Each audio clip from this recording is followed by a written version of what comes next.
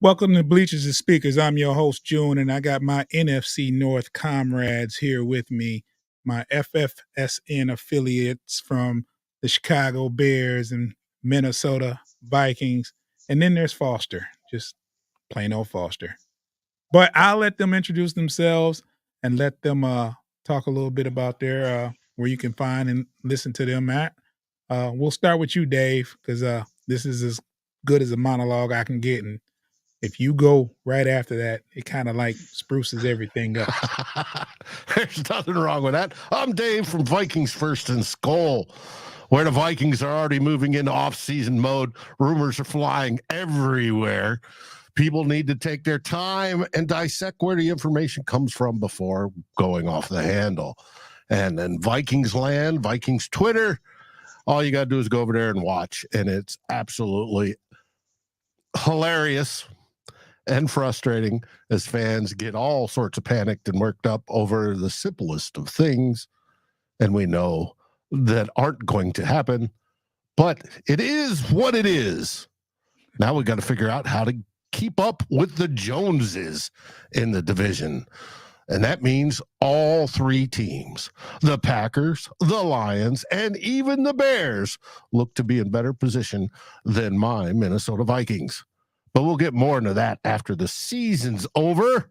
First, we have playoff football to talk about, but I'm going to pass it off to Pay from the Windy City, representing the Bear Claw podcast.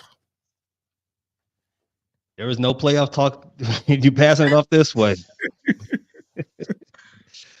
I'm Pay from the Bear Claw Pod, also found on Fans First Sports Network.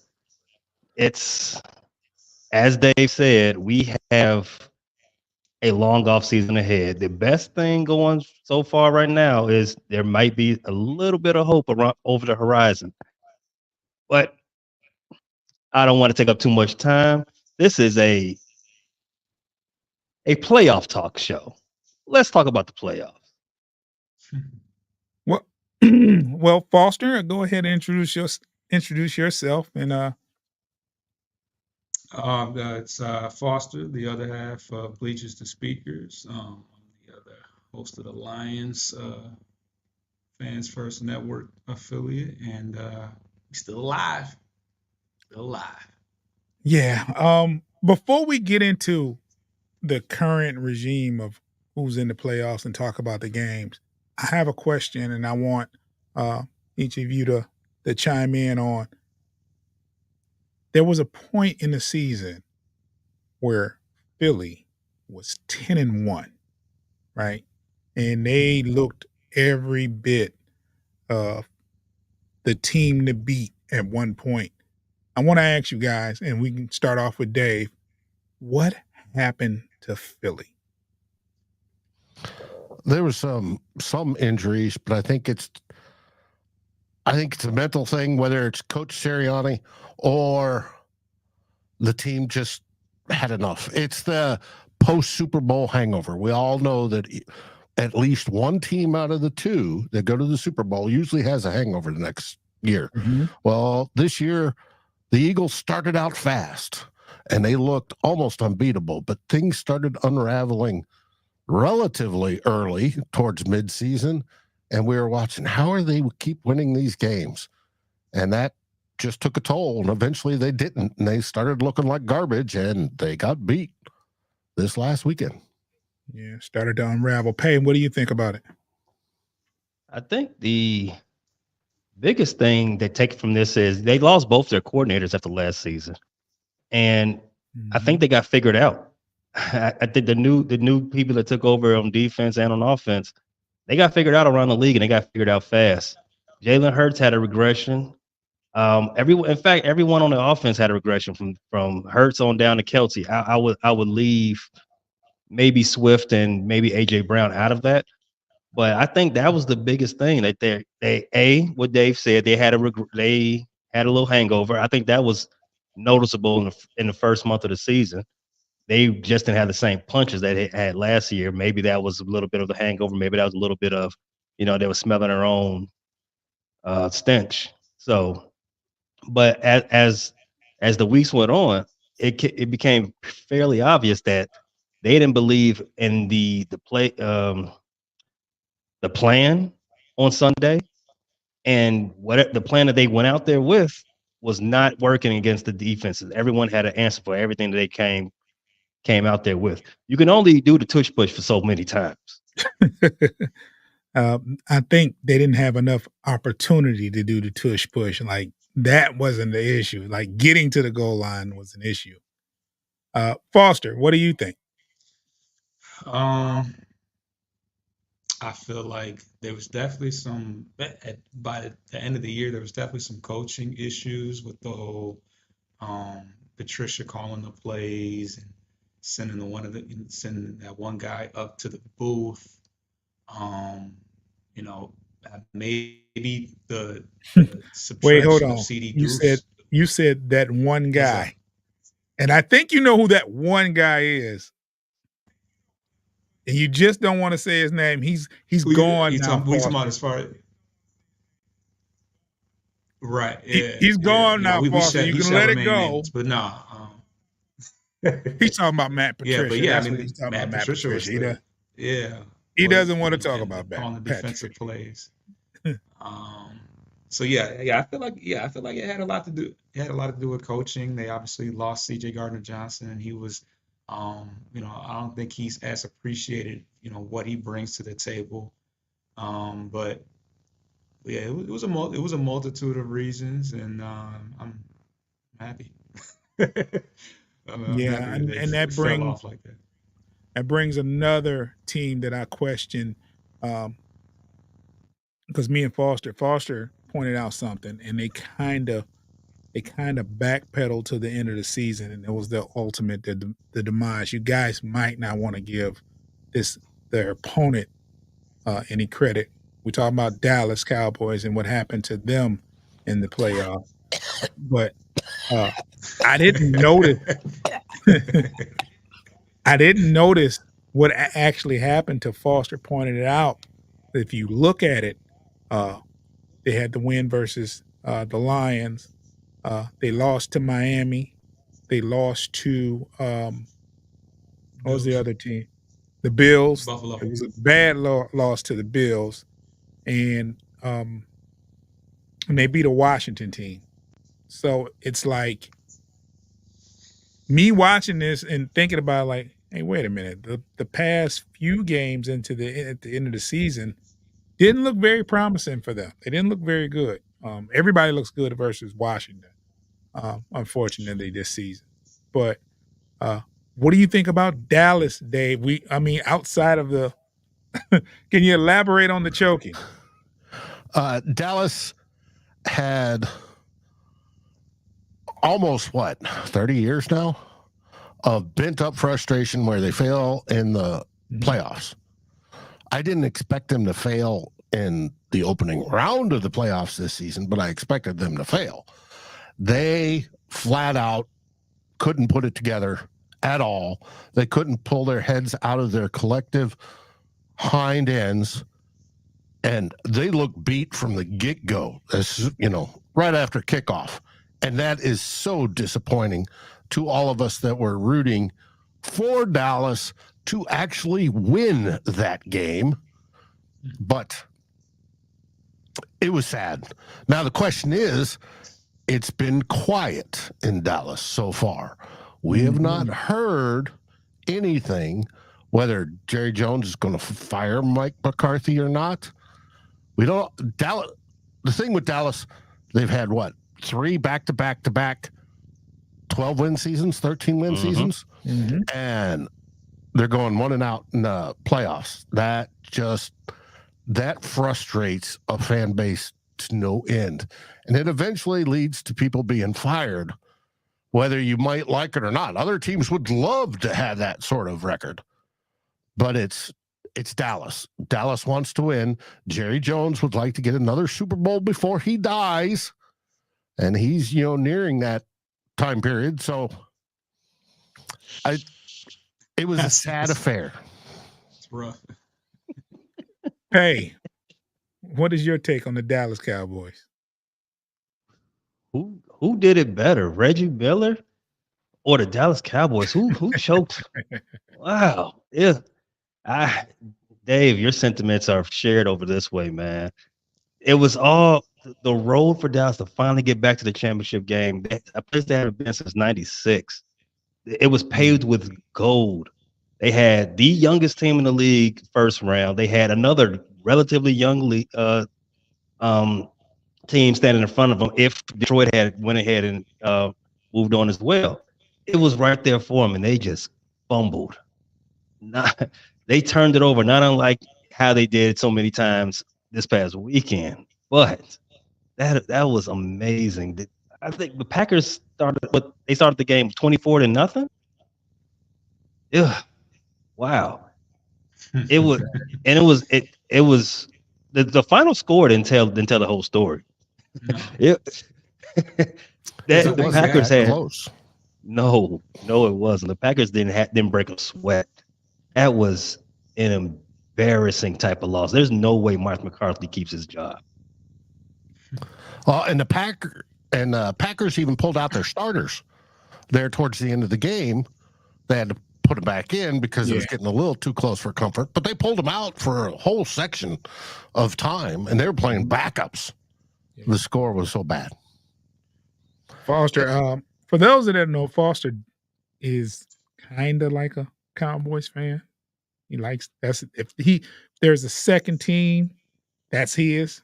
Mm-hmm. Foster, what do you tell us something about Dallas? What happened? Well, just to explain, when you grow up and you first start watching football games, if you didn't watch nothing else, you watched the Thanksgiving game. So of course, Dallas and Detroit always played.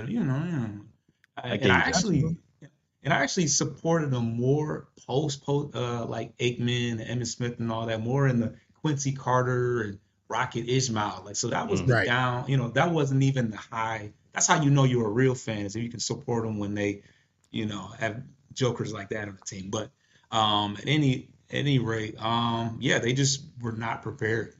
They out the gate didn't look like they belonged. For them to be at home and to have the type of, a semi-favorable road for them to trip out the gate like that. It was kind of crazy to see. I mean, everybody talks and jokes about how, Dak Prescott, and even back when Tony Romo was around, they were pretty good then too. That's always been the stigma, is that they just, no matter how well they play, they don't get the job done for whatever reason. So it was it was kind of almost too fitting that Dakota Prescott gets, throws almost nearly 2 pick sixes. One of them, I don't know if it was the first one was a pick and down. Yeah, where he caught it and he got up and he kind of got touched in barely. the back. Barely. So hit it with his leg. Right. And then the other one was obviously an actual pick six. I mean, it's one thing to throw an interception, but to throw interceptions, on your side of the 50 and to allow them to score on it, like it doesn't get any worse than that. I mean, the Packers are rolling. This game wasn't even close. This wasn't even like I think people expected, hey, if the Packers may be able to hang or hang around for a half or two, but for them to pretty much lay them out cold from the gate like that, it's interesting. That's all I can. I don't want to go too hard. For them in their defense, but Love was almost. Which brings my next point, which we have to grit our teeth and bear it. No pun there, Pay. But how good is Green Bay? And Dave, you can you can chime in on your thoughts on how good Green Bay is, because the last part of the year they've looked the part. Yeah, the first part they didn't. They looked way disjointed. And we were saying, they're not going to have a third quarterback in a row. Well, now it looks like they're going to have that third quarterback in a row. Jordan Love, however, as brilliant as he can play, does have some of his some bad moments as well. He did not get a lot of pressure against the Cowboys. That's going to change this weekend against the Niners, because that Niner defensive line is ferocious. It's going to be interesting to see. How good are they? They're good enough to finish second in the NFC North. Now, will they be able to keep that next season? I don't know. They've got some offseason issues they're going to be looking at as well. But the fact that they found their quarterback, well, it looks like they found their quarterback, and he's under contract next year, I think they have a chance to go out swinging this weekend. But I'll give it just that. And the spread is so big, I would take them on the spread, but I'm not going to take them to win. Perry, I know it's not the most pleasant thing, but can you chime in on the Packers? Oh my goodness, man! I mean, on one hand, they are 7-2 since Thanksgiving, but if you look at the schedule, it's not super convincing. So I think that's a good reason as to why we kind of brushed it off. It's fool's gold. Yeah, they're winning some games. They're stacking up some wins. They still needed to win a game in Week 18 to get to where they are. On the other hand, Jordan Love did throw for 30 touchdowns. He did.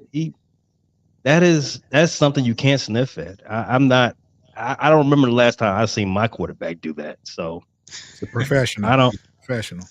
Dude said he was professional. Yes, he definitely looked the part. He came in with his briefcase and got down to business. I cannot fault him on that. But how good are they? None of the metrics tell you that they're a good team. Everything, if you're looking at this from a statistical and data analysis standpoint, nothing tells you that they're a good team. They're an average team. Maybe they caught fire, a little bit late. That happens in football. You get on a roll and, things snowball. Or they're just catching teams at the right time. We shall find out Saturday. Boss? Yeah, I mean, I definitely share the sentiments about the fact that they're catching fire at the right time. And, I think it's going to be an interesting game. I don't think that San Francisco is world beaters. Jordan Love. Is Brock Purdy better than Jordan Love? Are we willing to confidently say that? Yes. I mean, I guess, but who is Jordan Love throwing to? Can you name a receiver? I can. I Unfortunately. mean, I can name their last names because they're on the back of the jerseys, but like going into the year, I don't think if you had not mentioned Christian Watson, I would be like, he's got nobody to throw to. And now Aaron Jones is catching fire. Aaron Jones has been a problem as of recently, and that only bodes. And when Love, like the first time we played him in Lambeau, we were able to get to him, and he was all disoriented. But Jordan Love is a guy that if he can find time, he makes it look rather easy. Like the way he's incorporated the Aaron Rodgers, the sidearm. And I know I don't want to see that anymore because Stafford gave us enough of that last week, So if I had to put money on it in a straight up situation, I would probably lean towards 49ers, but I am definitely a proprietor of momentum and building on that week after week. And doing what they did to Dallas, we can look at history and say, they were supposed to. We didn't see that coming. And I feel like sometimes when you're young, when you're a young team, you don't even know that you're supposed to be rattled and because you're just playing. And the way that they're playing right now, I don't think they're like, oh, we're going into San Francisco. I feel like they're like, nah, we're the best team in the NFC in their eyes. And the sting of that Thanksgiving game, you said 7-2 since Thanksgiving, that is still, I still feel that. And that was another game that game was never close. That was a No. butt whooping from the gate, from the first snap. It was I think the first snap, right? First drive, yeah. So yeah, the metrics and the how you look at the where their defense ranks, and we probably couldn't have saw two near pick sixes within the metrics either. So sometimes striking striking at the right time it plays a factor, but eventually you can definitely you hit a wall eventually. And this weekend it may be that week, but I wouldn't be shocked if they beat the 49ers. All right, let's get to a break, and on the other side, we'll talk some more about the remaining games left over in the playoffs.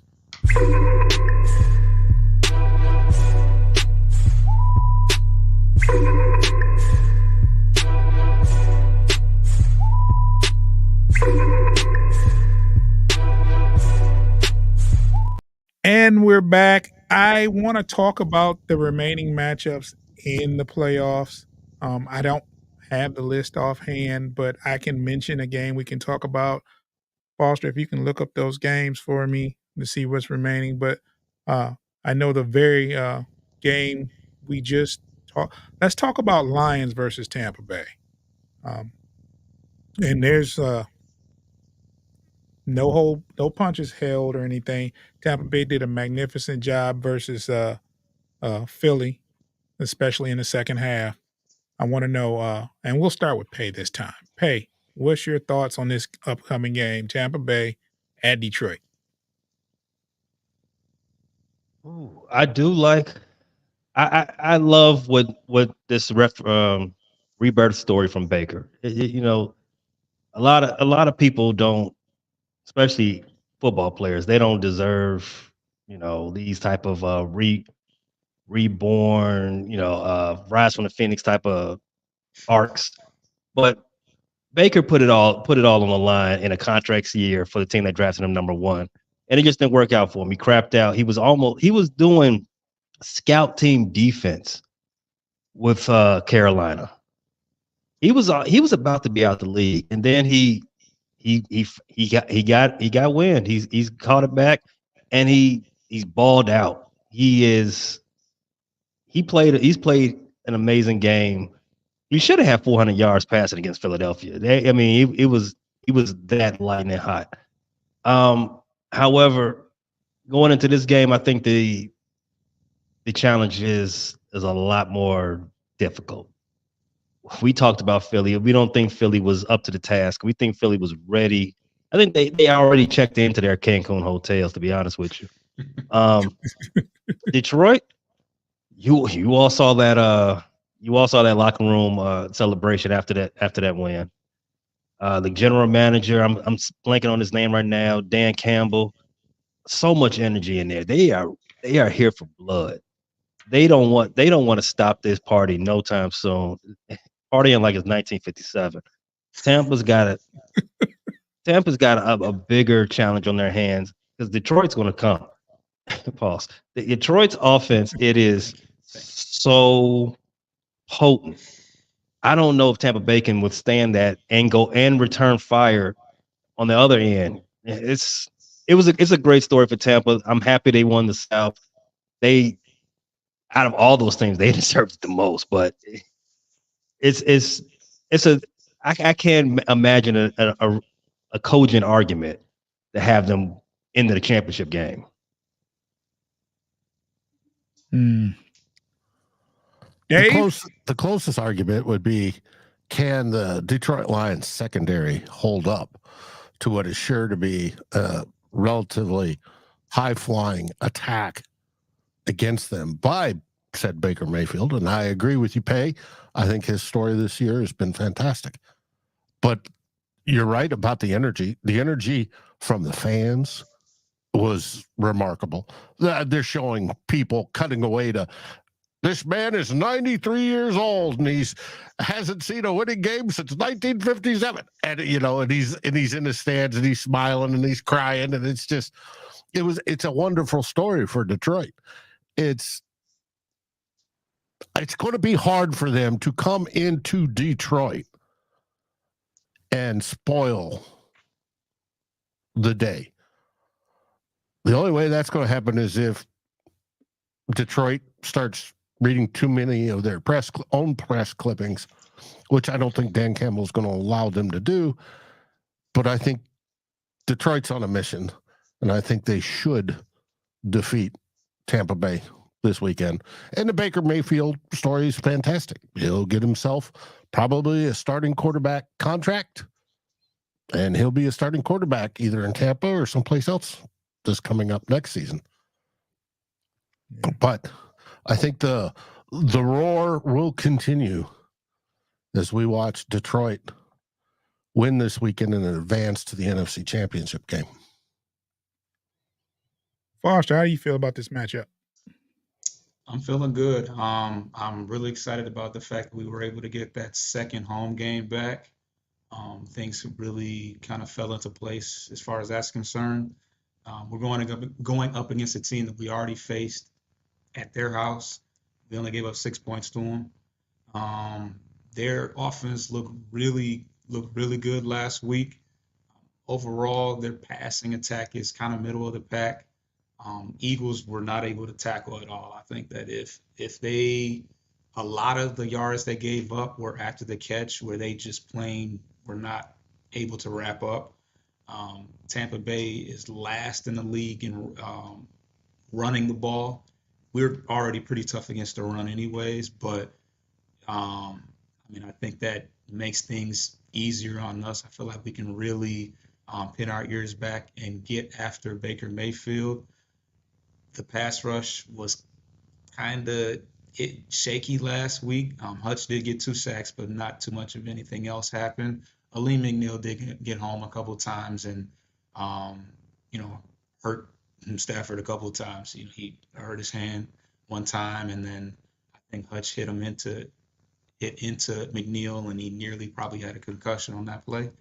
But as far as what my biggest concerns are, is Tampa Bay does get after the quarterback. They got Kalijah Kancey, they got Devontae David, and so they're pretty tough up front, and they're pretty tough against the run.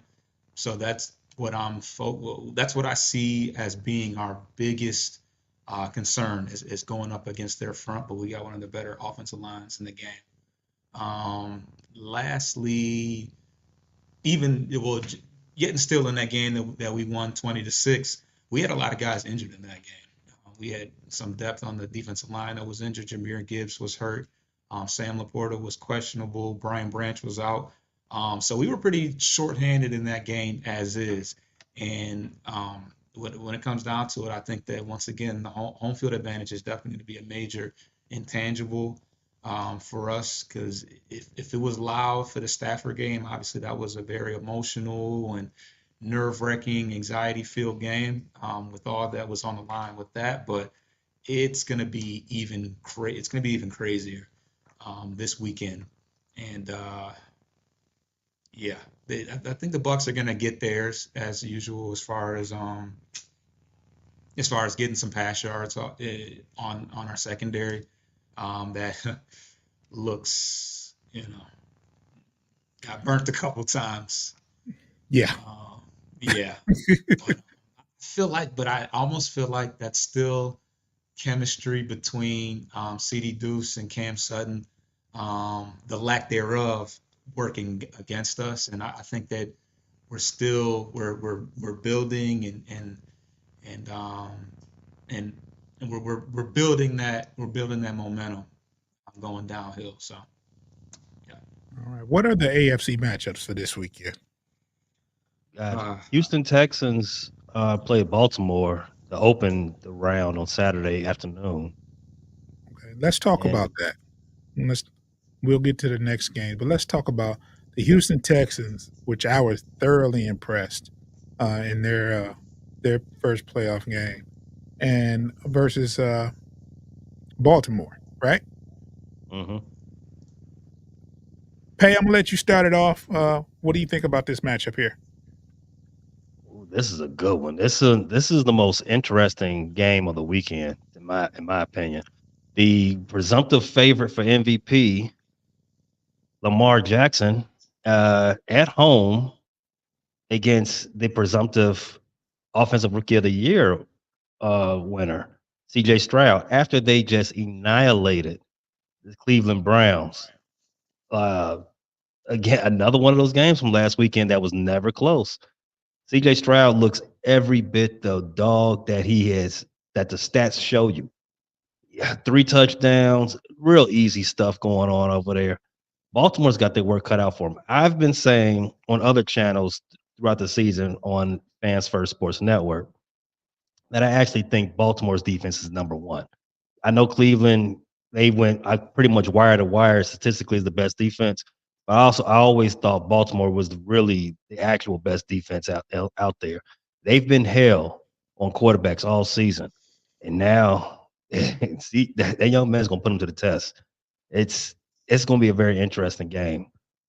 Houston, Texas, their defense for them, for everything that they've accomplished, their defense doesn't get the type of mention that their offense does.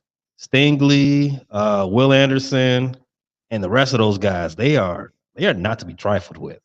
So Lamar, he's got a lot of pressure coming into this playoff round as well. Not as much as Josh Allen and Dakota, as Foster called them.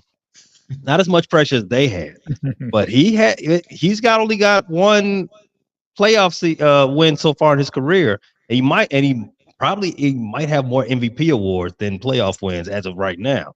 So the detractors, they're still circling around, even though he had a great season. They're still circling those buzzards. They are circling M&T Stadium and waiting on him. So he's got to show out. Dave, how do you like this matchup? I think Baltimore's going to take it. As great as C.J. Stroud has been as a rookie, and by golly, he has been, it's fantastic to see a rookie quarterback do this well, especially one from Ohio State. But I think he's going to get to Baltimore. They play outside in the weather. The weather isn't going to be very nice. It's not like playing in Houston under a dome. I think that may affect them a bit, just like the Baltimore defense. I think it's going to be a relatively close and entertaining game. I look forward to watching it, but I think Baltimore is going to walk away with this one. If it's a close game, that puts all the pressure back on Baltimore because again, these are things that I've been saying all season. They will be undefeated if they didn't beat themselves. They let that team hang around. You can be on the lookout. That's why it's can't miss football. Got to be able to watch it. Foster. Yeah, you guys covered that pretty well. I think that going into Baltimore in the second round, that's going to be a lot for a rookie quarterback to overcome. He's already gotten a lot of praise around the league from veterans, that he's advanced and far beyond his years. And I'm definitely pulling for him. I don't necessarily want to see Baltimore again. So, do your thing, young man. But I don't know. It's hard for me to think that he would be able to withstand everything that Baltimore's got. They are tough. It's a tough team. Okay. And the other AFC matchup, and I believe that's Kansas City versus who do they play? Buffalo. The Buffalo. Bills. Ooh, In that's a rematch. Buffalo. Pay, tell me about this matchup. What do you think? Personally, I'm tired of these two teams playing. Man. Every time. Yeah, man. Every time they play, the loser gets everybody get the up in arms, and now they got to change the rules just because of these two teams. I'm about tired of it. But if Buffalo was ever going to beat Kansas City, it would have to be now. Yeah. If anybody had a shot at dethroning Kansas City, it needs to be Buffalo in this round, because if you let them build up enough inertia and get into the championship game somewhere they do not deserve to be. If you look at their season as it's been so far, a championship team, they are not. But if you let them get that playoff mojo going, get those juices flowing, look out. They might just mess around and repeat. Well, but on that same side of that token, Buffalo has not been the same team as they've been in years past as well. Both teams are not that great. The one thing that's working in Buffalo's favor now, they have home field advantage. Now they've decided to run the ball a lot more. The only thing is the same thing that's always killed Buffalo. The whiskey tango foxtrot from Josh Allen. Those type of, what are you doing plays, turn the ridiculous turnovers, things like that. Even from James Cook, their running back. If they go out there and do that same stuff out there in the cold, and Kansas City capitalizing as a champion does, look out. Mm-hmm. Dave. It's the first time that Patrick Mahomes is not playing a home game in the playoffs. Interesting. Ever. And that to me is very interesting. And I agree with you, Pay. Kansas City sort of doesn't deserve it. They haven't had the quality team this season. They need wide receivers that can actually catch the ball. Travis Kelce looks a little washed, or at least whipped. And we're going to get that in the booth also, because she's supposed to be there on Sunday. She's supposed to be there for the rest of the playoff run for the Chiefs. And she's good for football. I admit that. But they're not the same team they were. Whereas Buffalo, who usually starts out on fire looking great, and then sputters down at the end and they all start bickering at each other. Well, this year is sort of a reversal of that. They started bickering at each other at the beginning, and then suddenly they put it together, and they're playing very good football. So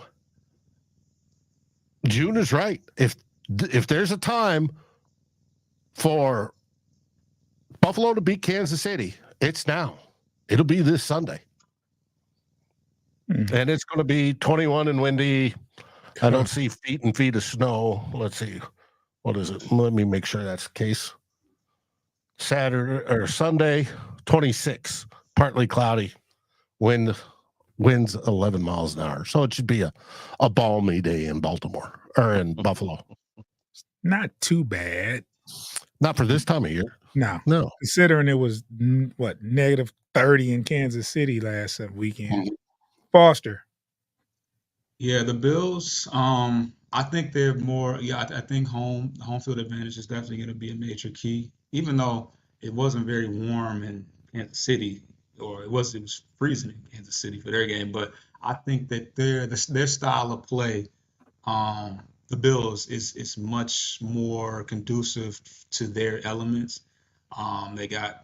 I think they have the edge running the ball. I don't think Pacheco is kind of a cold weather inside the tackles guy. And I think that they got the two-headed monster at tight end, Kincaid and Knox. I think that I think did Knox have two? They each had touchdowns. I don't know if one had, but they each had touchdowns. And I think that just screams that, blue collar, hard-nosed footballs when you can get your tight end the ball. And I think they'll be able to control it. And then their quarterback is a runner in itself. That run, that 52-yard run he had where he bounced off the defender and got in the end zone. They didn't even want to catch it. I mean, Allen's a pretty fast dude, but it was like, I don't even want to bother trying to run up on this dude. So I think that will bode well for them. And yeah, it's definitely a major adjustment that that the Chiefs are going to have to make on the fly, and with Kelsey, looking like he's, I wouldn't say in the twilight of his career, but just very not like himself this year, and you just don't know what they're going to get from their receivers between Rice. And Rice had a pretty good game, but Rice and the dude from the Giants, what's his name? Start with a T. The last name starts with a T, but he's been dropping. Kadarius Toney. Tony. Yes, he did us a favor in our game. I thought wasn't he cut? Is he gone? He might be. Yeah, he wasn't. He didn't have a stat, so he may be cut. But that speaks volumes in itself. It looks like Rice. Well, yeah, Rice and Kelsey had most of the catches last game. But anyways, I think that they just don't have enough weapons, and the Bills are more equipped for the personnel in that particular scenario. Let's get to a quick break, and then we'll wrap this up with the last prediction for the weekend there.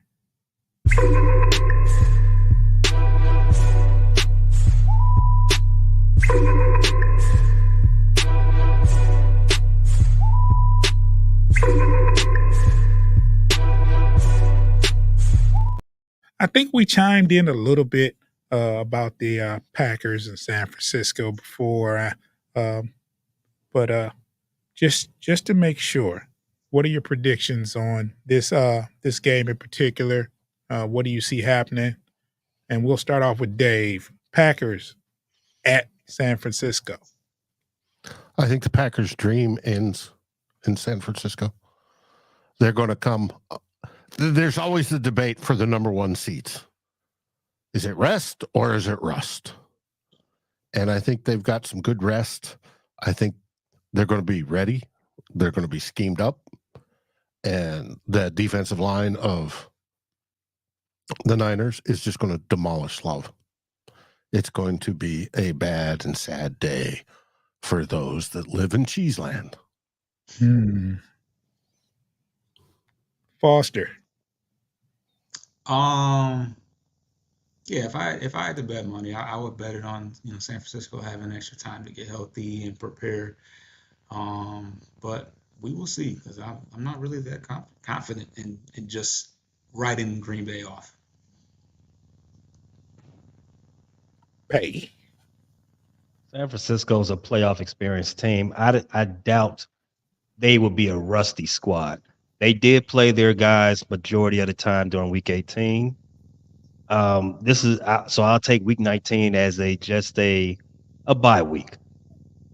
Extra time for the coaches to get all the information they need and to have their guys prepared to go out there and smoke that cheese. They are going to go ahead and take care of business. I think. I don't want to be too disrespectful. I'll just say 14 points margin. Okay. I think that's all the matchups we have for this weekend. We talked about the matchups. We talked about the teams that fell off earlier. Just a quick recap of what we talked about. And we don't have a Green Bay affiliate here, but we do not want to go without talking about the Bears in Minnesota going forward. So we talked about this a couple times, Pay, and I'm just curious. I've been watching the mock drafts, and I don't know if you paid attention, but what are you seeing, and what direction do you think you're going with Justin Fields as far as the draft is concerned? Me personally, I'm kind of scared of Justin Fields' ceiling. It's just a matter of him getting there. But you can chime in on your thoughts about your team there. Well, as far as the Bears, the only news the Bears have to contribute to the NFC North this week is Caleb Williams declaring for the draft. Once that domino fell, we can start putting the plan into action as far as what we do for the draft. But before all that, the Bears need to hire some coaches. They only have 3 coaches on staff at this point. Number one, the most important is the offensive coordinator. That's going to determine largely where the Bears go in this draft. They've had some names in the building so far, the most notably Greg Roman, former San Francisco Niners and Baltimore Ravens offensive coordinator. Why is that important? That kind of points you to believe that the Bears are considering keeping Justin on. Yeah, if you remember, Colin Kaepernick had his best season with Greg Roman as his offensive coordinator. Lamar Jackson's MVP season had Greg Roman as his offensive coordinator. So yeah, it's kind of a lot of people in the Bear lands thinks like, okay, if they do mess around and hire Greg Roman, we understand where this is going. As of right now, they have not hired anybody. Greg Roman had one interview. They have not decided that they were going to bring him back for another one. What I see them doing, I don't see them making a decision anytime soon. I see they stringing this out for as long as they can, maybe get some more teams out of the playoffs, get some more interviews available just to cross all the T's and dot all the I's, which they should, something they should be doing. Try to get the best man available for the job. And that will be somebody who can sell them on the direction. I feel that Ryan Poles is leaning more towards Caleb Williams. But as you all know, in a job interview, you need to sell yourself on, for that role. And if somebody comes in there and sells them their vision of Caleb Williams or Justin Fields, whichever the case, that will be the guy that they hire. Like I said, so we shall see. Once they hire offensive coordinator, you can very much, draw your conclusions from that about where they go in the draft. Well, what you guys have, which none of us do, is you have 5 picks in the top 100 as of right now, which is sweet. It's a good draft coming up too. Lions have 4. Packers have, what do they have? They have 3. And the Vikings have 2. Yeah, it's a good draft. Dave, direction, Vikings. I mean, I know you have a whole show that's going to talk about it, but you give us a couple tonight clip at 6 o'clock, the Real 4-0 show. We're discussing what are the biggest needs of the Vikings, because there's a lot of holes. The direction. Well, you can talk about instead of the needs, you can talk about your personal. You have 2 picks personally. You can talk about the picks that you like to see Minnesota get. Well, presently we sit at 11. If we want one of the top QBs reported in the draft, we're going to need to move up, but that will be at a heavy cost. Do we want to do that, or do we want to sit where we are and target one of the top edges, right? Because we need pass rush badly, and then see who falls to us at 42. Maybe we get J.J. McCarthy at 42. A lot of people think he'll probably get drafted in the first round. The best would be to sit there, go through the bottom of the first round and try to get back in. But it all depends on what they plan to do with Kirk Cousins.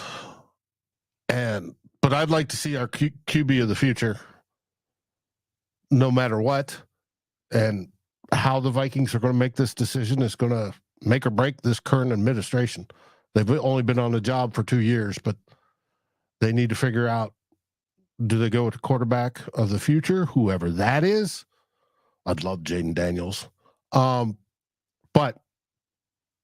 Or do they go same old, and just chalk up this season to a bunch of injuries? I don't know.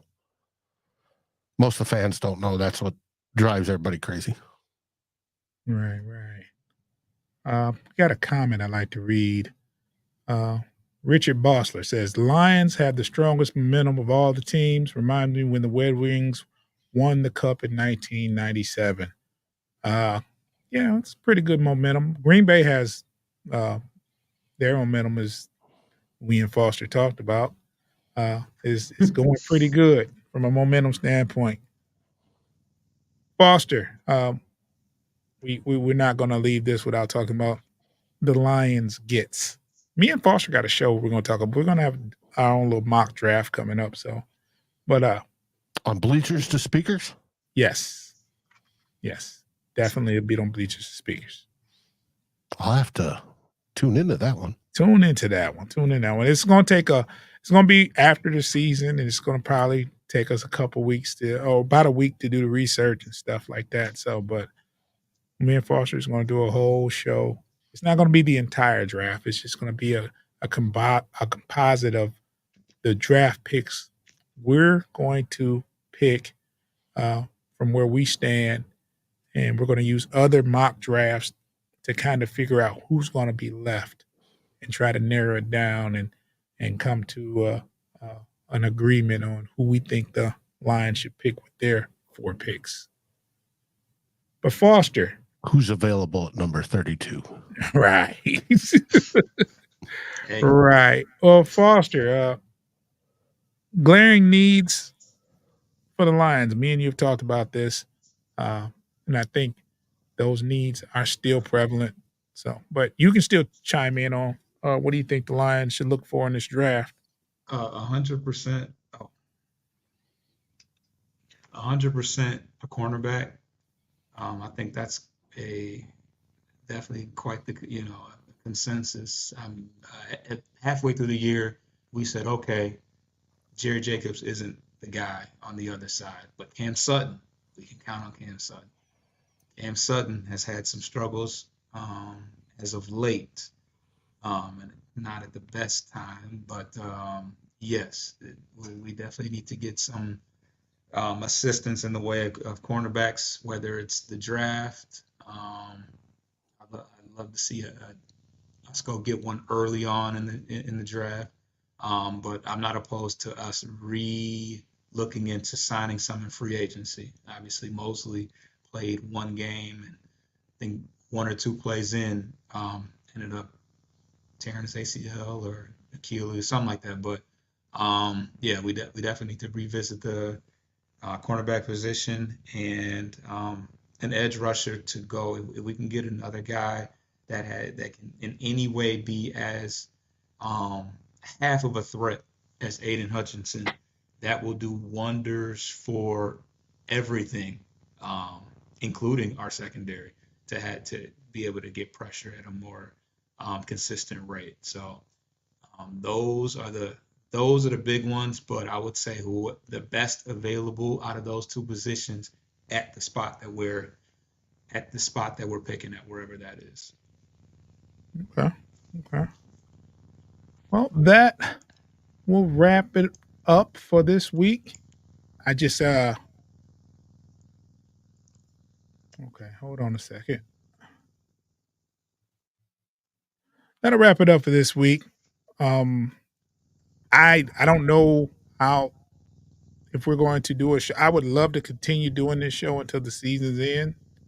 I was under the impression, I was just thinking, well, maybe these guys don't want to do the show anymore with the playoffs being here. But I would love to be here next Wednesday and any other following Wednesdays, as long as I don't care if any team, all the way up to the Super Bowl if possible.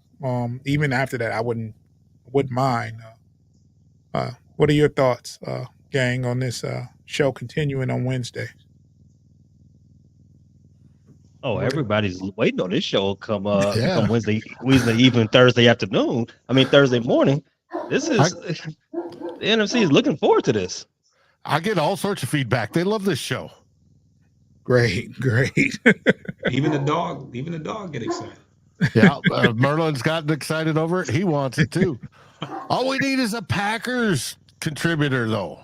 Yes, if you're listening and you're a Green Bay Packers fan, and I pray for you, we could use another affiliate effort. Just get in contact with any of us.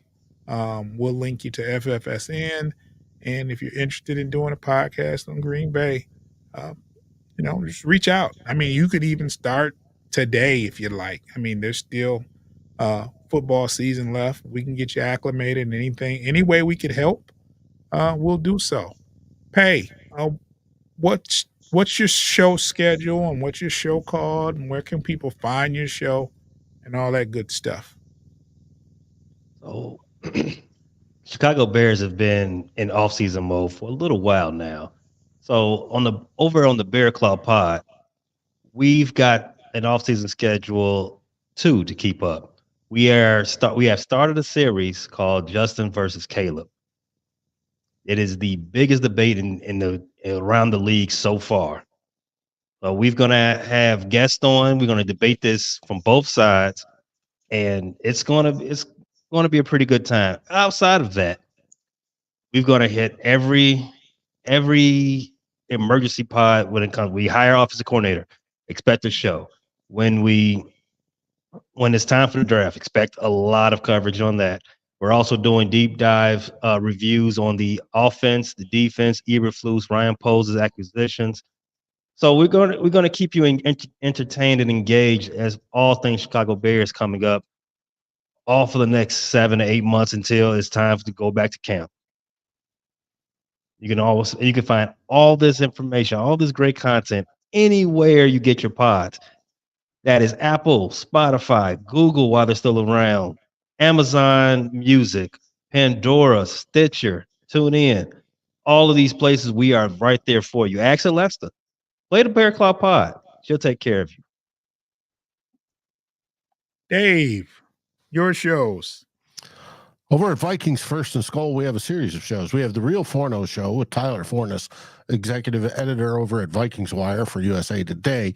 He comes on. He does quite a bit. Tonight's the Real Forno Show, which I've talked about before, where we're looking at what's the biggest needs for the Vikings. He has also started, and we're well into the Skull Search series, where we're looking at draft profiles of players.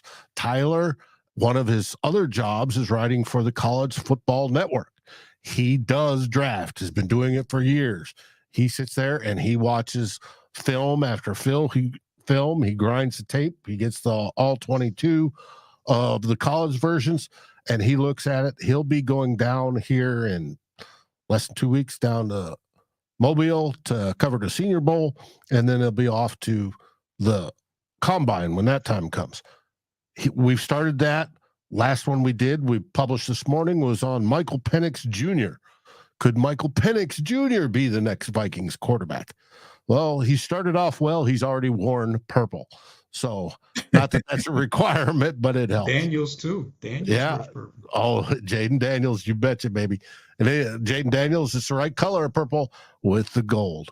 So we have that. We have Justin Day, who gives his pontifications from a fan's perspective he's one of our shows. He's one of our podcast only shows. And then we have two old bloggers, which is myself and Darren Campbell, who have been blogging for over 2 decades apiece. We do a long form show. It's more of a Sunday type show where we're getting into deep topics. And this weekend's topic, the first one, is about the NFC North. Are the Vikings falling behind? What are they going to need to do to stay up or surpass everybody in the North? And it's a good question, because it looks like we're sliding away, even behind the Bears. We haven't seen that as Vikings fans in forever, and it's driving us all nuts. But all that can be found over at Vikings First and Skull, whether it be the YouTube page, whether it be your favorite podcast aggregator, no matter which one it is, and over at Fans First Sports Network, the website under Vikings or VikingsFirstandSkull.com, you'll find our writings. And we've got a couple of series of the draft profiles already started. So if you're looking to find somebody and you want to see how they might fit, go check it out. Sounds pretty good. You can catch me and Foster, Motor City Metrics. That's the YouTube. And you can also subscribe to our new channel, which is Bleachers Speaker on YouTube.